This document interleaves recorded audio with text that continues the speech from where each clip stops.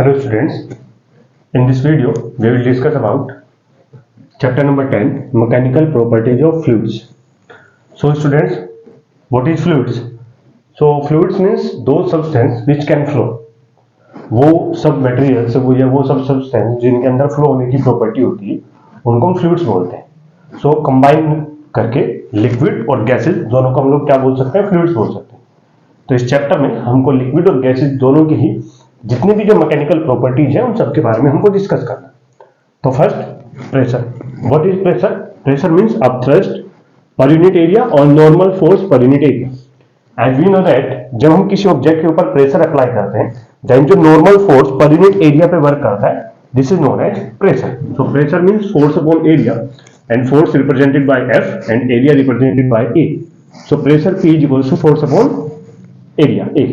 Unit of pressure is Newton per meter square and the dimension of pressure is ml-1 T-2. Now density. Density means mass per unit volume. This means unit volume के अंदर किसी भी material का या किसी भी substance का जो मास एग्जिस्ट करता है यूनिट वॉल्यूम में, पर यूनिट वॉल्यूम में जब हम उसको मेजर करते हैं this is known as density. तो density means rho is equals to mass upon volume, this means m upon v. And unit of density is kg per meter cube because unit of mass is kg and unit of volume is meter cube and dimension is ml-3. Now relative density. So what is the relative density? Relative density of a substance is the ratio of density of substance with respect to the density of water at 4 degree Celsius. Because 4 degree Celsius पे water का जो behaviour है वो अलग होता है.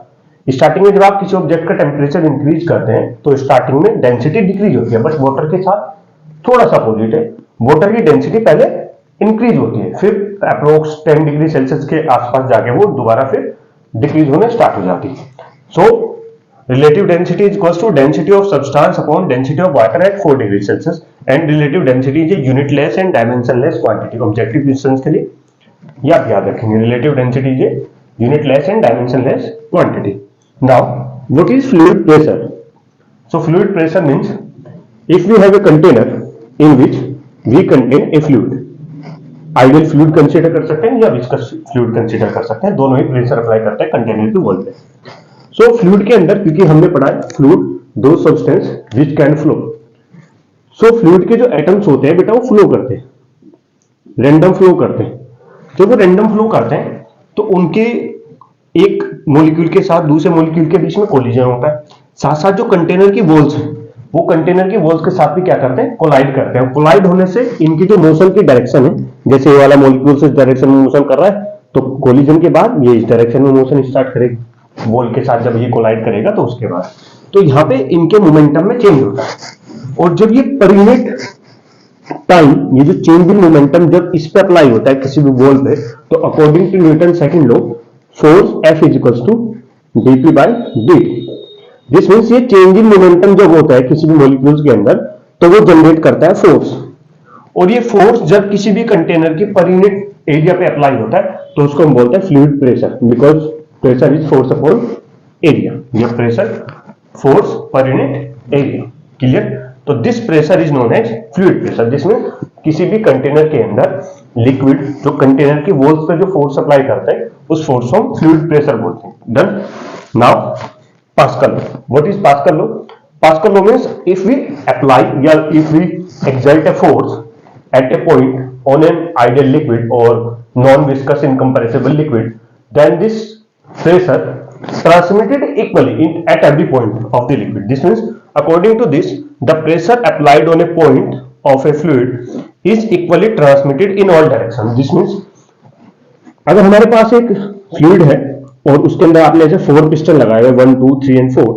अगर आप किसी एक पिस्टन पे प्रेशर अप्लाई करोगे P1 अप्लाई किया आपने इनसाइड यानी कि अंदर की तरफ, देन जो इसका हर एक पॉइंट है जो बाकी के 3 पिस्टन लगे हुए उन पे equal amount of pressure apply होगा बाहर की डायरेक्शन में. दिस मींस ये जो प्रेशर आपने यहाँ पे अप्लाई किया है ये इस कंटेनर के हर एक पॉइंट पे इसके हर एक पॉइंट पे इक्वली ट्रांसमिटेड हुआ है. Next, hydraulic lift. So what is the hydraulic lift? Hydraulic lift is a Pascal application of Pascal law. Pascal law की एप्लीकेशन है, इसका हम यूज करते हैं. कभी आपने ऐसा ये सोचा है कभी दिमाग में कि कई बार हम लोगों के साथ क्या होता है, अगर आप किसी कार, जैसे कि कोई कार मोशन में है और आपको उसको स्टॉप करना है, तो कार तो एक बहुत बड़ा कंटेनर, कार तो एक बहुत बड़ा वो ऑब्जेक्ट है जो मोशन में है, आप उसको एक हल्के से ब्रेक पेडल के साथ एक स्मॉल अमाउंट ऑफ फोर्स लगा के कैसे एकदम से स्टॉप कर देते हो। जबकि अगर कार सामने से आ रही हो और मुझे अगर उसको खड़े होकर के मुझको ऐसे रोकना हो तो शायद मैं उसको नहीं रोक सकूं, बट क्या होता है जो ड्राइवर है वो क्या करता है, एक हल्के से ब्रेक पेडल पे फोर्स अप्लाई करके उसको क्या कर देता है, रोक देता है। तो ये सब जो एप्लीकेशन है, ये हाइड्रोलिक ब्रेक या हाइड्रोलिक लिफ्ट, ये पास्कल लॉ की एप्लीकेशन है। तो पास्कल लॉ की एक एप्लीकेशन हम लोग डिस्कस करते हैं, हाइड्रोलिक लिफ्ट।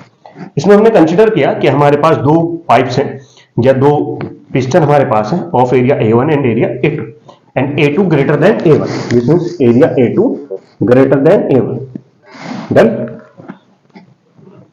आपने इस स्मॉल एरिया वाले पिस्टन पे फोर्स अप्लाई करा P1, जब आप इस पे सॉरी आपने एक फोर्स अप्लाई किया F1, जब आप इस पे F1 फोर्स अप्लाई करेंगे तो बेटा इस पे एक एरिया अप्लाई होगा, इस पे एक प्रेशर अप्लाई होगा P1 equals to force upon area, this means F1 upon A1।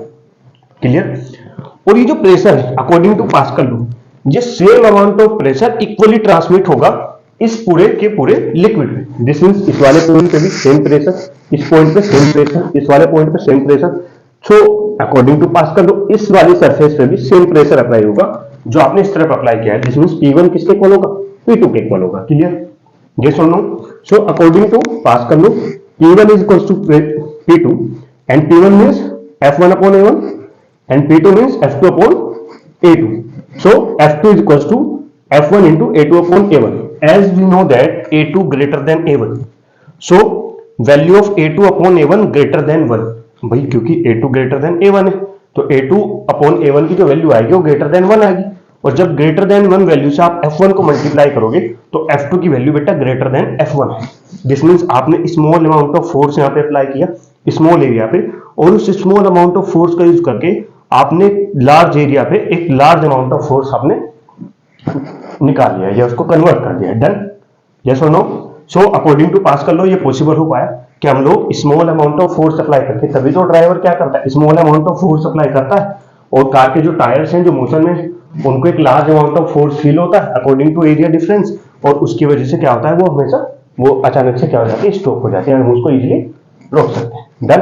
Thank you so much.